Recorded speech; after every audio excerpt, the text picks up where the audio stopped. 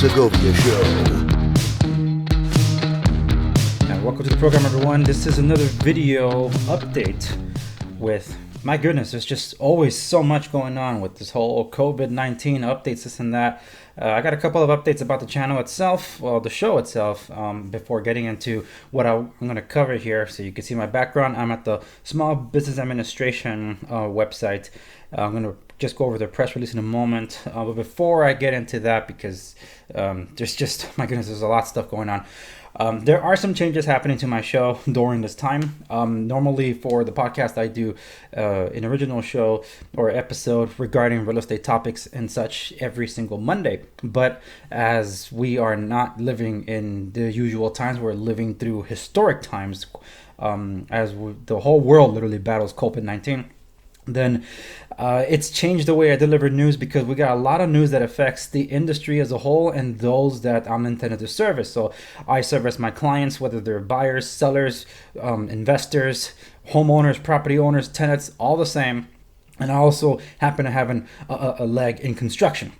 So construction, and then my employees that work in it, in construction sites, and of course whatever I do to property management. So this is a wide-reaching thing. It is affecting all across the board, particularly here in California, where I have a lot of stake in my livelihood, the entire family's livelihood. So there's a lot going on, and because there's always new information out, I am putting as many episodes as I can from my podcast onto YouTube as well. So there's been at least 4 to 5 episodes that I posted up in the past 2 days, which doesn't happen, and I actually changed. They're no longer public service announcements, even though technically they are, but because from here on out to God knows when, my podcast will be delivering information as soon as I know it. Not all of it's going to make its way to YouTube, because I have a complicated relationship with YouTube, which I'm going to touch on as a second update in a moment.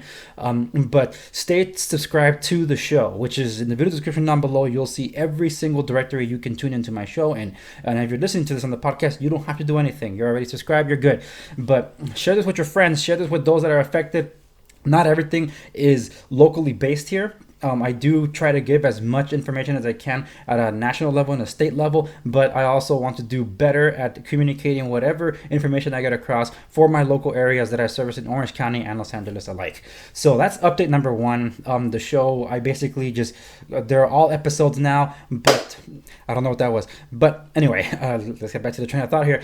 I will be, every now and then on Mondays, I'll still be trying to do my educational real estate episodes, because, well, there's still things you can do for yourself and for those that are closest to you, especially during this time. And you're going to want to know what those options for you are. And what I deliver to you is financial planning and just future-proofing yourself through real estate, especially through real estate investment. But anyway, we'll cross that bridge when we get there. For now, we're about to enter what I'm going to cover really quickly in this video. But the second update is my complicated relationship with YouTube. I previously posted up an episode that I worked so hard to get out, and especially with all the technical difficulties that have been happening because of the strain on the internet. I was very disappointed that YouTube unlisted my video, but as of right now, you can go back on that. I did do a Facebook Live just venting about the whole thing, and my blood was really boiling because of what happened, and it upset me. Now that video is in a sense demonetized a bit because I talk about COVID-19, but as those of you know, I'm basically just delivering news here. So that one, whatever, I'll let bygones be bygones. But every single other update that I put after that, YouTube has been limiting to an extent. And I've had a very complicated relationship for the month of March with them, so I hope it doesn't get any worse than that. But that's also one of the reasons why you might not see as many videos go up on YouTube, but you will be seeing more podcasts up on YouTube as I try to deliver you the news. But I don't want to be putting in that much more time and effort when YouTube is basically literally wasting my time. So it's not you, it's them, the higher ups. But anyway, let's move on, shall we? So this is from the SBA. This is the update for you on this video. The update being that with $349 billion in emergency small business capital, cleared, SBA and Treasury begin unprecedented public-private mobilization effort to distribute funds. So this is the link to the press release. I have it in print, which is much easier to read, but I'll be leaving a link to this for those of you that care to read it. But that's not the thing that we entirely care to read about the press release. We want to know what the heck all this means. So this is for those of you that are short attention spans. This is the abstract of it, what the Small Business Paycheck Protection Program means for small business companies. So the program provides small businesses with funds to pay up to 8 weeks of payroll costs, including benefits. Funds can also be used to pay interest on mortgages, rent, and utilities. Now, this is the big part about this. This thing's going to be fully forgiven. Funds are provided in a form of loans that will be fully forgiven when used for payroll costs, interest on mortgages, rents, and utilities. Due to a likely high subscription, at least 75% of the forgiven amount must have been used for payroll. Loan payments will also be deferred for 6 months. No collateral or personal guarantees are required. Neither the government nor lenders will charge small businesses any fees. Small businesses must keep employees on payroll or rehire quickly. Let me scroll down a bit for you. This is the next segment that we're on. Funds are provided. Forgiveness is based on the employer maintaining or quickly rehiring employees and maintaining salary levels. Forgiveness will be reduced if full-time headcount declines or if salaries and wages decrease. All small businesses are eligible. I know I was twisting my words there. Small business with 500 or fewer employees, including nonprofits, veteran organizations, tribal concerns, self-employed individuals, sole proprietorships, and independent contractors are eligible.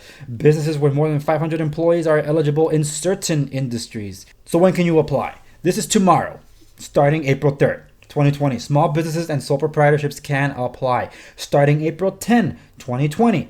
Independent contractors and self-employed individuals can apply. We encourage you to apply as quickly as you can because there is a funding cap.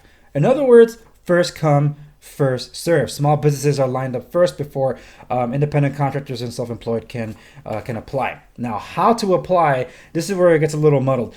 You can apply through any existing SBA 7A lender or through any federally insured depository institution, federally insured credit union, and farm credit system institution that is currently participating. I can tell you that I checked with a bank today. They were working on something different for me. In this case, I'll name drop them. Lendistry. They were with the SBA, and I was applying for an SBA loan for my construction company through them, but that never went through because they've been backlogged so much. So when I asked them about this program, they said they're not participating in this program, even though they are an SBA 7A lender. So just an FYI, not every bank is participating on this, so your mileage will vary. Check with as many as you can.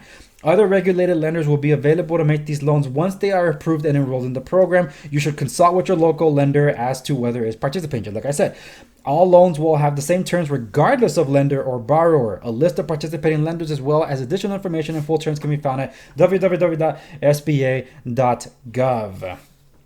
So yeah, this is implemented by the SBA. That's the abstract of all this. Okay, I'm gonna be leaving a link to the longer one. In fact, I don't see this one immediately on their website. This might have been documents that were a little bit more detailed and internal. If you missed out on my update about the Paycheck Protection Program, I just posted one about that. It's a previous post. Look for it there. It has a link to the Treasury. What is this? The Paycheck Protection Program application form that apparently you're going to need, and you're going to want to have that ready to go before you try to apply instead of waiting on the day of, because if everybody's getting on top of this, you want to make sure you have your documents ready, folks. So I'm not going to be wasting your time listening to me going over all of this. Go over it yourself so you can get the application ready going.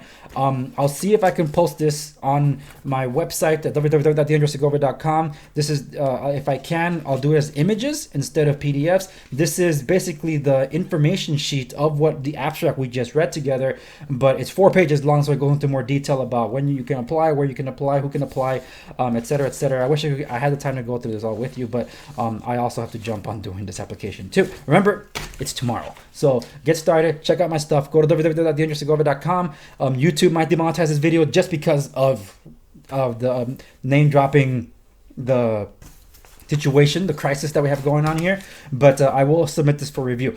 I'm just passing on information here, folks. No opinions involved. All right, so that's it for this one. Thank you so much for listening to this episode of the Andrew Segovia Show. Like, share, subscribe, stay in the know, and hit that notification bell, because apparently you can still get some of my unlisted videos from YouTube if you hit the notification bell. So you don't want to miss out on any of these updates. But most of all, subscribe or follow my podcast in any of the directories down below, and you will get my show there. Thank you so much, everyone. That's it for this episode. I'll see you on the next one.